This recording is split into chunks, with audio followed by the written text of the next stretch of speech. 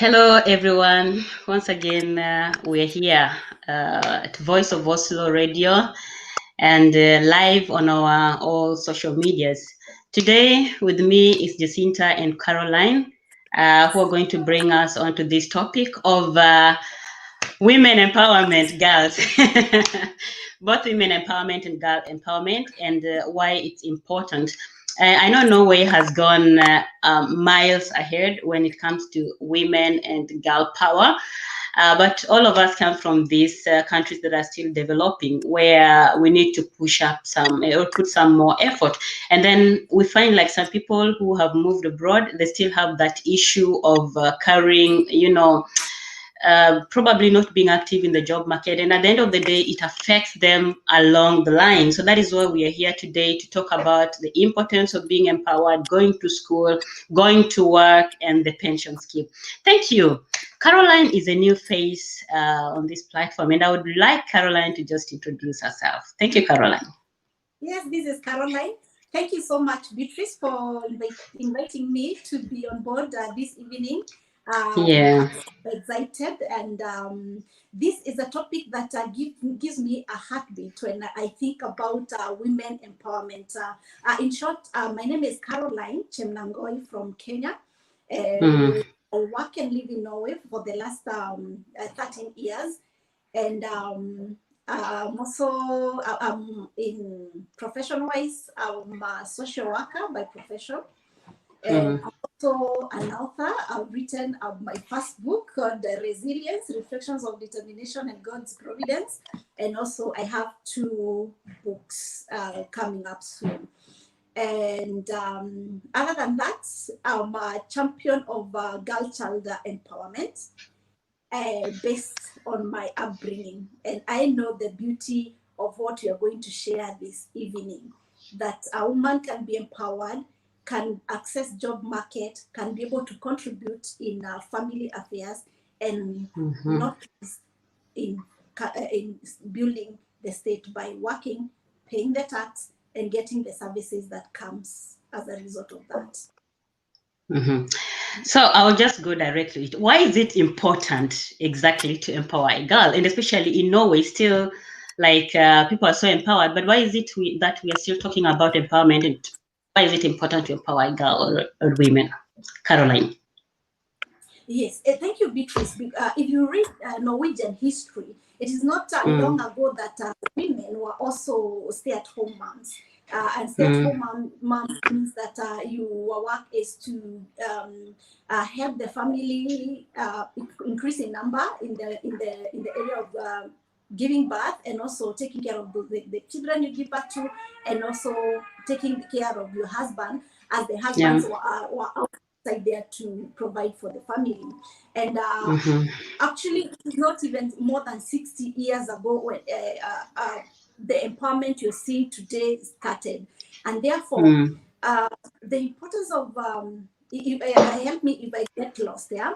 So I wouldn't talk about the importance of empowering a girl child in Norway or the world over without thinking some years back when even Norway was not, women in Norway were not empowered, because for the longest time, girl child or women have been commoditized, and they have been objectives, they have been looked at as an object. And I want to share this in relation to cultures whereby they see a girl child like a way to make meat, and then or end meat. Yeah, for example, in cultures whereby a girl child is seen as if she's there to enrich the family when she's going to be married off, and the family is going to get dowry. That is one.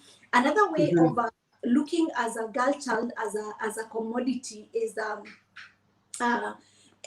way many cultures in so long time have always used a girl child, looked down upon a girl child like a person that decision has to be made for, a person who should not say anything about her life when it comes to issues concerning to their even own health, that they cannot be able to say no.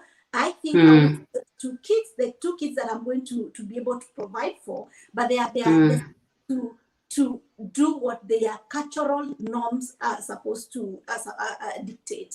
And if you look at the food binding in China, and you compare it with FGM in most of African countries and other countries that have that culture, you realize that a girl child in even today, 2020, they still go under FGM. Luckily, food binding in China ended, and it ended by empowering girls in China and also men to know that a woman doesn't have to be bound on the feet to look beautiful, so that she can increase her chances of getting married. And because this is the same concept we have in Africa and other countries that practice FGM, because it is a condition or a prerequisite for a girl marriable. And you realize in those cultures, girls are looked, they used to be looked as their future used to be looked in the relationship to their future in marriage. That if you're going to be married, then you don't have a bright future. And this is why we are saying empowering a girl child to do it is very important, because with or without being marriable, you are ensured about your future. You can work and support yourself. You can work and support your children. We are not against our family unit, but we are talking about why is it important, even for a man, to have an educated woman, a mother that can sit down and help kids to do their assignment, a mother that can go there and come with a salary, and this salary can contribute in buying a family house. This is what we are talking about, because you realize that there has been a misconception about empowerment. Empowerment is not assimilation. And for example, if I come here in Norway, or for those who have immigrant background, we come here in Norway and we want to keep away from some of benefits that are meant to empower us, because you're thinking they want us to adopt their culture. But I think we have to differentiate being assimilated and being empowered. Having a mother who is going there to work, even if your culture dictates that a mother should stay at home, does not change the fact that she's a caregiver, because what opportunity that gives a family as a whole unit is that you have a purchasing power for services that can replace your work, but does not replace you as a wife or as a mother. And that gives a woman value and self-esteem, to see that you're contributing, and also this reduces even mental health. And I think this is very important for us women to understand that seeing the value that we add in our families, in our communities, in the country as a whole, reduces other factors that contribute into mental health issues. But that is a topic on its own that we can discuss the whole night. Thank you. Thank you. We'll take it to next time. I just wanted to go next to the next question. That is, yes, we're in Norway, but there's a way women and girl child empowerment happens in our various countries. Jacinta, you come from Cameroon. Can you tell us a little bit of how women empowerment is like in your country? Yeah, like Carol has said, it is very important to empower a girl child, a woman, and Cameroon is one of those countries that is still evolving on that aspect of empowering a girl child or a woman. And to talk about how a girl child or a woman is empowered in Cameroon, I want to first of all start by talking about positions of leadership. Women, at least nowadays, you can find women placed in position of leadership, and they have the control to take decisions and supervise and see how effective, how successful their decisions have been. And the second aspect where you find women empowerment is that more job opportunities have been created for women, and there are no jobs that have like biases that are special for men or special for the boy child. So in as much as you have the ability to perform in that job, you go. The only difference there is that it's competitive exams that you take, but then a lot of preference is also given to the girl child in those exams, in some of those exams. And then we also have this aspect of investing in women. They're trying to invest in women with entrepreneurial skills.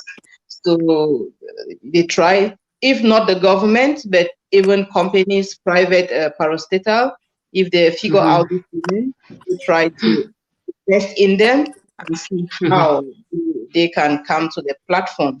And another aspect is mentoring women on in professional and personal aspects of life. So more women are in professional jobs, and more women, they know how to take care of themselves. They know how to, the benefit of life and health to them, the benefit of education to themselves and to their families. And so all these, you have, even the women who are not educated, they are empowered, because one thing we have here is that empowerment does not only belong to the literate, to the educated woman. What about the woman who has not gone to school? So they are also mentors. You have social welfare workers who gather with women, put them together and teach them about health, teach them about child upbringing, teach them about the benefits of being active, even in the business milieu with small business activities. So that is how the girl child or the woman is empowered in Cameroon with these 5 aspects. Thank you. There is a lot, and there's also a lot of emphasis on the like unpaid labor for women. So it's not the woman is just supposed to stay at home and work, and then the man goes to work and come back. So there's a lot of precautions. The boundaries have been drawn between work that is done by women and a girl child working in the house of somebody, like, okay, come and work in my house, I take care of education. No, it has to be a job, just like we do in Norway. Because if you have an au pair, you have to place that au pair on a certain allowance that will help to empower that person to push further with his dreams, with her dreams. Thank you. Thank you. Thank you. Caroline, how is empowerment in Kenya like compared to Norway?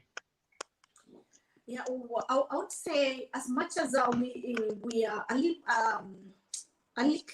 bit maybe late or behind, I think we've come a long way. We've come a long way, and still we have a long way to go when it comes to women and girl child empowerment. And the beauty of it, what we're seeing here, is the trend and the approach of women empowerment.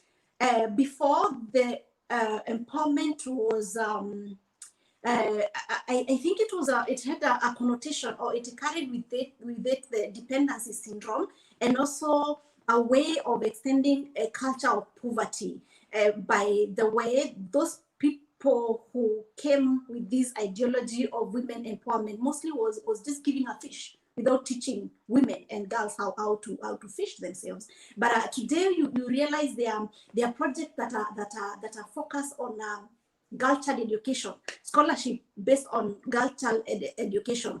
We see many people coming with other concepts of things like table banking, whereby women are taught skills, business skills, which means you don't have to have gone to the university to learn about business and all those stuff for you to run a business. So these are things that are done on the communal level. Though even before this thing came, you'd see there's something that I like calling self-empowerment, whereby women would come together in a village and they do something called merry-go-round. They contribute money for themselves among themselves. They lend to one group member, and that particular group member is able to have a purchasing power for something they really need, basic things. And at the end of the day, you realize that even a whole community, women has gathered together, and they have come up with the water project. They have come up with the water reservation project, and because this is what my sister was saying, that empowering a woman is empowering a whole community and the nation, because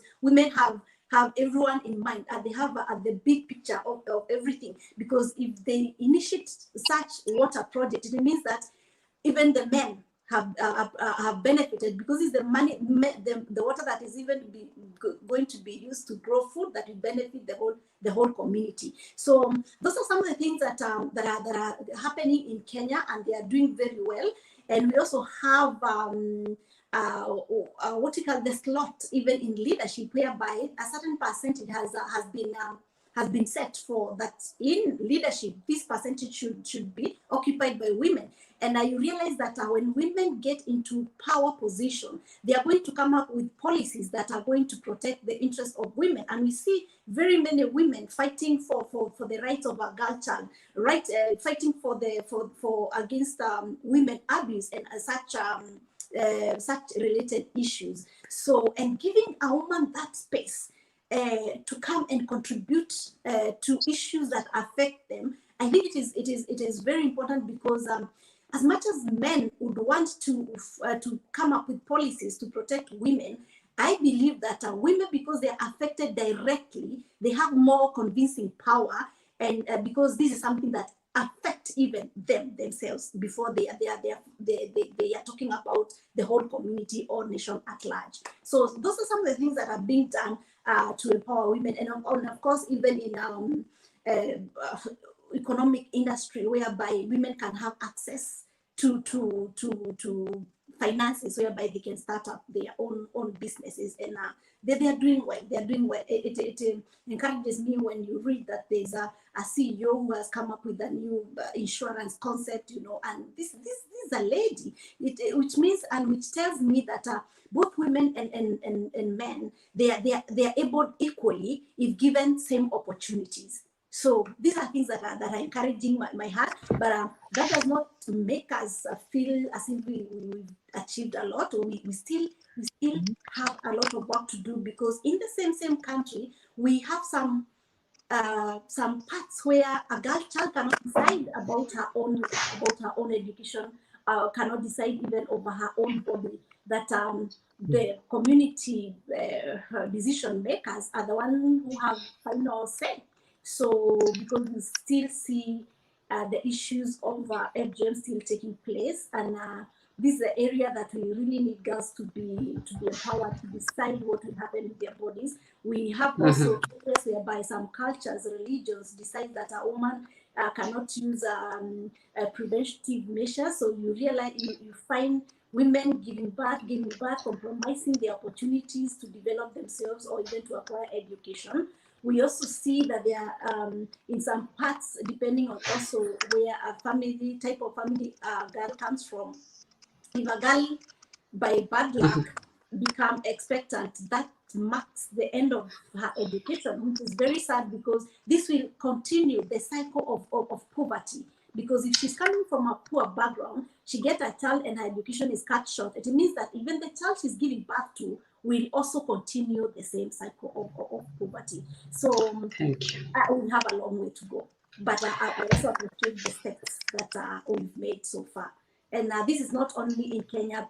We can talk about low-income countries at large, because we should also appreciate the NGOs that have really been working a lot to make sure that women and girls are empowered. And they have been doing a lot of work, and those people who are responsible to make sure that the support that is given by this organization does exactly what it was meant to. We should take that responsibility with passion, and I would say fear of God. Make sure that girls and women are empowered. It is not because of their own selfish gain. It is for the welfare of the whole nation. Thank you. Thank you. We're going to answer the why and how question. How girl child can be empowered and why they should be empowered. So I know I'll leave Carol to take a sip of water, but Jacinta, you'll answer this question of why is it important for the girl child to be empowered in Norway? We are in Norway, yes, and everyone, we see like empowerment is really well, it's done well, but still, why are we talking about it, and why is it important to empower girls? Maybe I'll request like this, Carol, if you can mute your microphone, because I hear we have a little bit of noise in the background. Just mute, and I mute as Jacinta talks. So we'll be doing that. Thank you, Jacinta. Okay, thank you, Beatrice, for that question. The question is, why should a girl child or a woman be empowered in Norway? And I think it's a very good question. And I will start by saying that a girl child or the woman in Norway. Because of the viewers or listeners, I think there's some scratches that are coming. I don't think it's my mic, because even after muting my mic, there's scratches.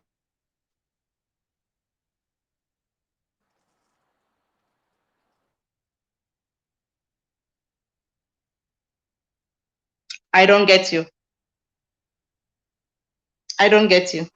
No, Just continue, Jacinta. Yeah. All right. So I wanted to say that in the first place, we are talking about the girl child or the woman.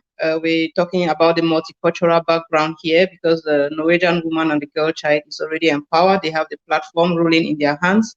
And I want to say that it is important to empower the girl child in Norway, because there is a lot. I want to talk about to break the boundaries of tradition. That is the first important point I want to point out here, that it is important to empower the girl child in Norway here, because we come from different backgrounds with different cultures, and sometimes we carry our baggages and luggages along, and it's difficult to differentiate them, to put them down and take up a new baggage. And so we need to, first of all, break these barriers and know that we are in a new setting, and welcome the new setting, not because everything about it is good, but you have to pick up what is good, appreciate it, and then make use of it. For instance, in most traditions, a girl child is supposed to be the home carer, to be at home, give birth to children. And if you find yourself in Norway here, it is important for you to know that education in Norway here is free for you. It is important for you to know that you have a right to yourself and you can give birth. At the same time, there's a saying that you rock the cradle and rock the ballroom. So in Norway, you give birth. That is not a barrier for you to be a career woman.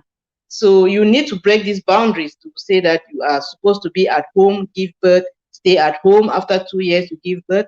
No, that is not your role as a woman in Norway.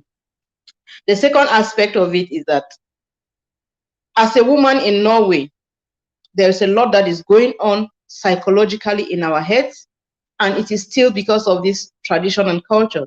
Sometimes you have even domestic violence, and it is difficult for you to differentiate between the good and the bad. Is it your culture that plays a role in your life in Norway, or it is the law in Norway that you need to know to be able to come out from this bondage? So you know there are crisis centers that you can go there and get help. That is empowerment, because all these things are keeping you in chains. You are in Norway, a free land. You have all the rights to do your own things, but because you are tied in this cage, in this basket of culture and tradition, you are unable to come out. But we are not saying that you go and break your family love because of this, but you should be able to identify to the limit what is good for you. Come out of it. The third point I want to talk here is that this life we are living, we live as a family. A woman is the mother of the nation. It is the seat of the nation, is the first teacher of the home. So we need to empower ourselves. We need to be educated so that we can educate our children, we can educate our husbands, we can educate the people around us. In fact, you see, even in the asylum centers, sometimes they need people to come and talk to people from different backgrounds. And who are the best people to give this advice? It's women. For instance, somebody from Kenya who speaks Swahili and no other thing, no other language that she understands. The people there, workers, they need someone who speaks Swahili to come and talk to these people, to try to break, to console them, talk to them in a way they feel, they know that they have come to life. The woman, that is the role of the woman. But if you don't educate yourself and empower yourself to be able to come to that platform of employment, how do you get to that position? And so I want to say that it is important that we educate ourselves, because it is not only for our own benefit, it's for the benefit of the whole society. And then the life that we live here in Norway, sometimes we can say it's a collective effort, but there is a point where there's a divergence that you feel the impact of the life you have lived here in Norway by your own self.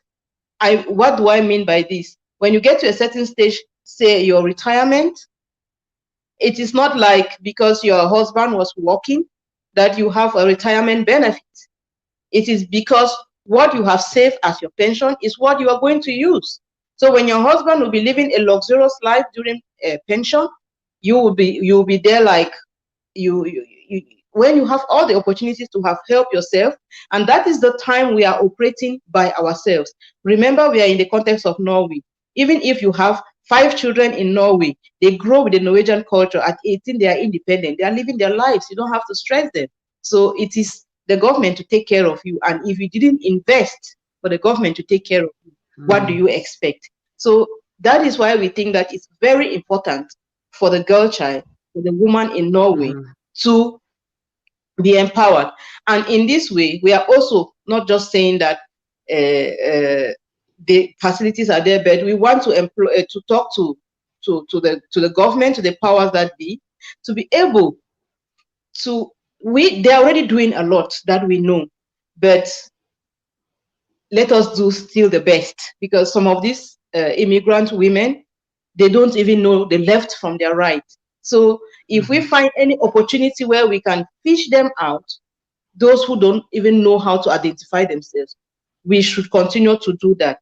And for those who can be able to fish themselves out, please come out, ask questions, talk to people, get information, and empower yourself. It is very important in Norway for a woman to be empowered, because you have all the avenues to swim to where you want. And if you don't empower yourself, knowledge is power. That is the first thing we have to talk about. Once you are not aware, then you are useless. So get the knowledge, get information, and then you can break the limits. That's my contribution. Yeah, thank you. It's to you, Caroline. You'll be taking this one of why or how it's how women should be empowered. Thank you, Caroline. Unmute.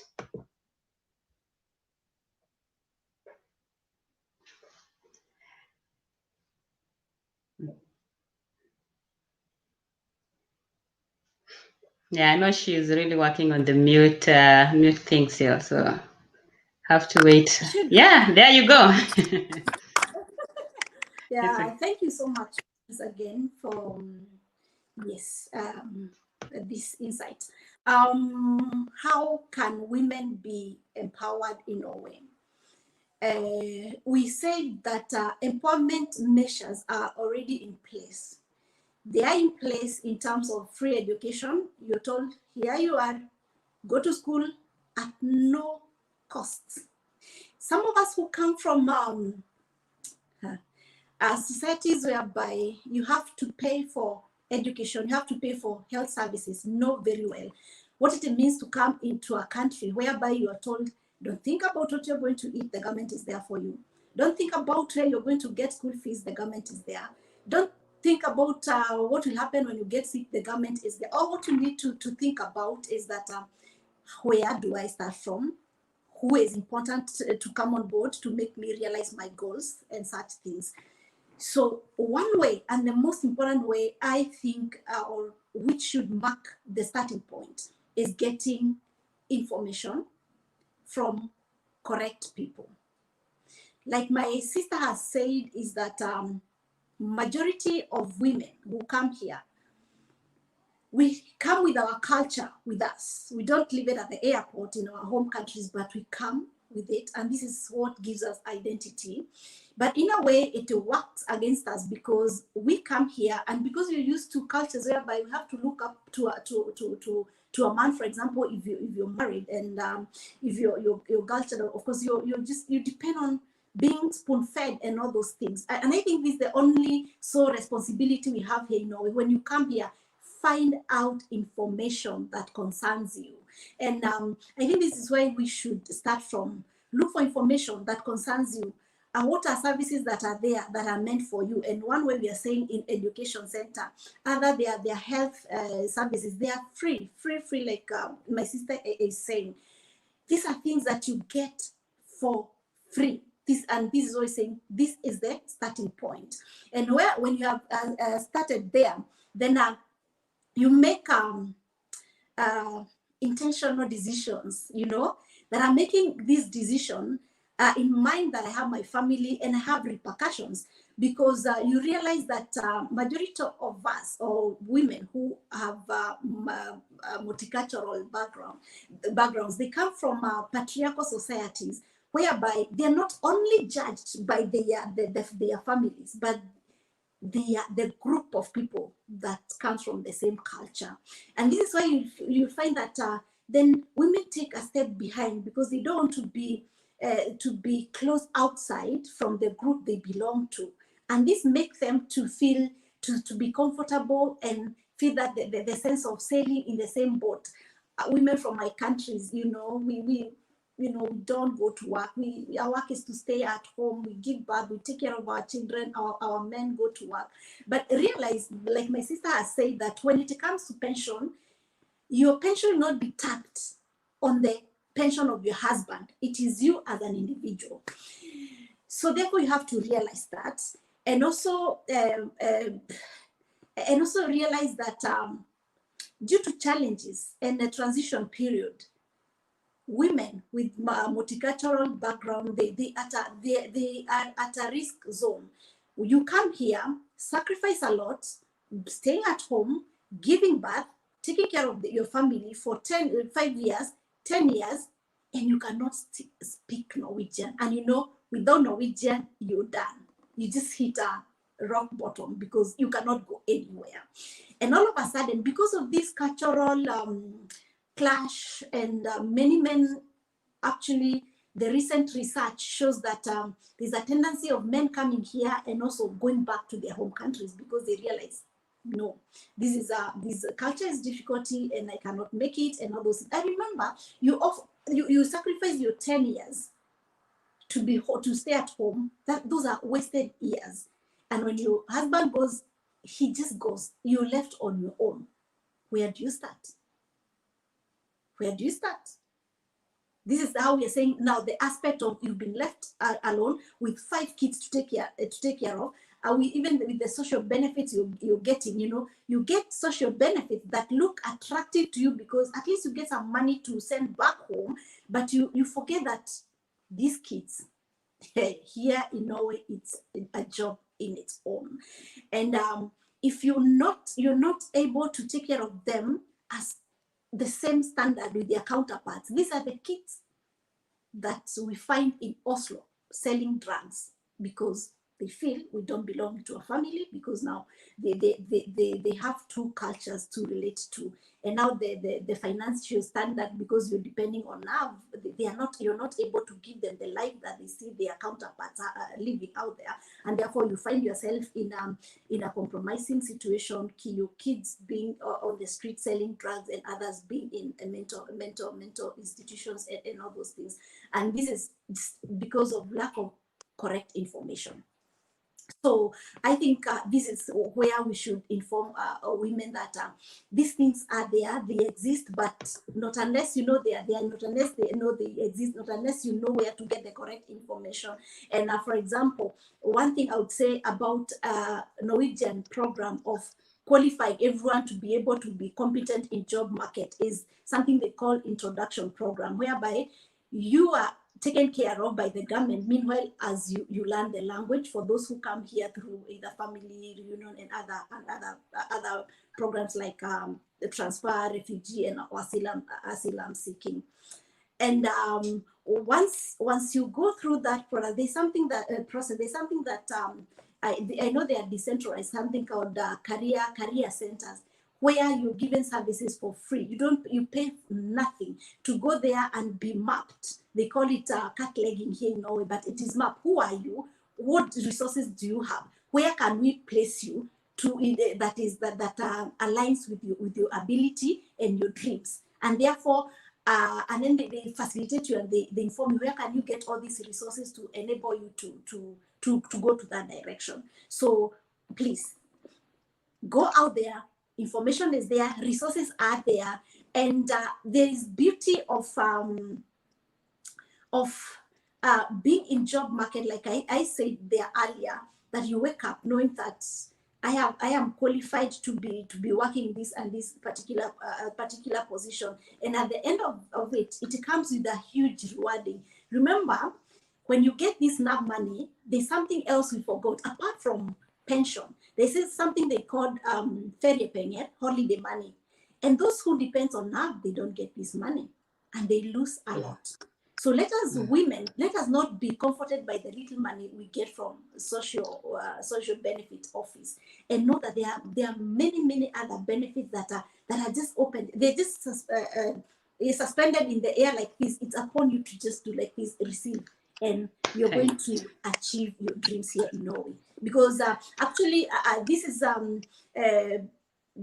something that is there in public domain, that Norway is one of the few countries that have done everything within the ability to make sure that women, no matter where you come from, no matter your race, whatever your religion, and you can access all benefits in the same line or standard with ethnic Norwegians. So you don't have to say that we are discriminated. And of course there are sometimes we confuse these things, because if I came here, stayed at home, like my sister said, you've never learned Norwegian language, and then there is a job opportunity, then you apply, but you cannot speak the language, then you don't get the job because you cannot be able to speak or write Norwegian. Then who do you say that is discriminating you? That is called self-discrimination. And what is called self-integration is whereby you take your own initiative to know, this is where I am, this is what's available for me, and the vehicle to get there is first of all learning the language and getting information and propel yourself toward that direction. Thank you. That was quite deep. This is something that we can talk and talk, because it's also something we are seeing in the society. People don't get enough information, or maybe probably someone has just given up and they don't want to get information from them. There is somewhere people are going to be, how can we say, like penalized if you don't work. That is the pension scheme afterwards. Caroline, you'll start for us with the pension scheme, and then Jacinta, you go as you close. So how is the pension scheme or how is work related to the pension scheme, and why is it important to work, for you to get proper pension? Yes, as far as I know is that everyone who works here, you contribute every month for your pension. And when you attain retirement age, which you can take, the earliest you can take is from 62 for some careers, like I think midwife and such some careers, but anyone can take retirement from the age of 65. But the set retirement age is 67. And what happens when you get to retirement age, then you get that is the time they assume you're done with your house loans and all those things.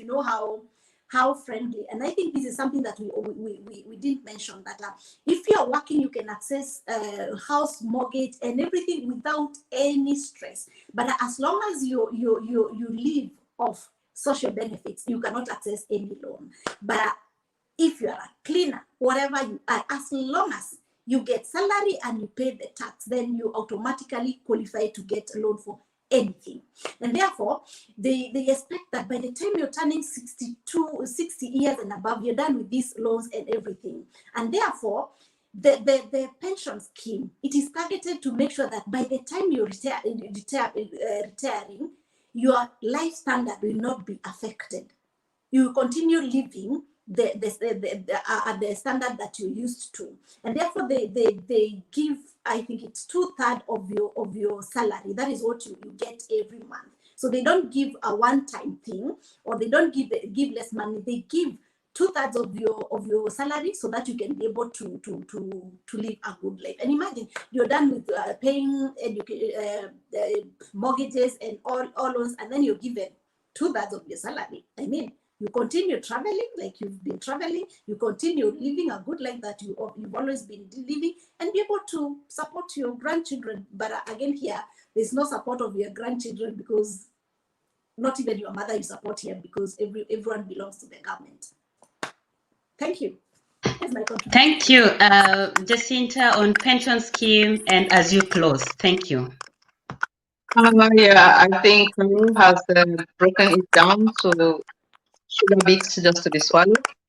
I don't have much to say on the pension scheme because she's actually said it all. But I want to say something here is a platform for us to get information and empower ourselves as a woman. Just like still talking to the powers that be, that in as much as some people don't want to be empowered, there are some who really want to be empowered. And we just like going on air that if you find a woman seeking for a job in your company, motivate that woman. We need that motivation, because when you put your applications 2, 3, 4, 5 places and you go there, they say, okay, we'll call you. And at the end, 6 months, you have no call. It's also a big demotivation, and some people just resign and stay. And then for people, we are talking for people who have the grounds to actually stay in Norway and enjoy all these benefits. People like students, like myself, that we have to pay for everything.